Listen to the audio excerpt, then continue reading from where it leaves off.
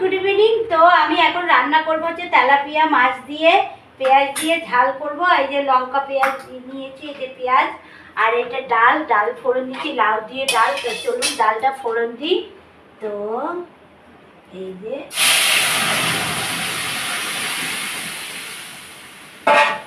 ডালটা ফোড়ন দিয়ে দিচ্ছি। তো ডাল রান্না করলাম, আমার ছোট মেয়ের খুব ডাল ফেভারিট, লাউ ডাল।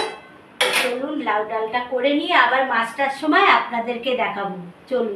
তো ফ্রেন্ডস দেখুন, এই যে তেলাপিয়া মাছ রান্না করছে, এই তেলাপিয়া মাছটা ভাজা হয়ে গেছে।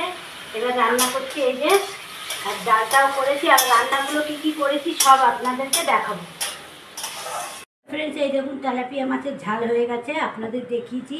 আর এই যে ডাল হয়েছে, আর এটা হচ্ছে ভাত, এই দেখুন ভাত।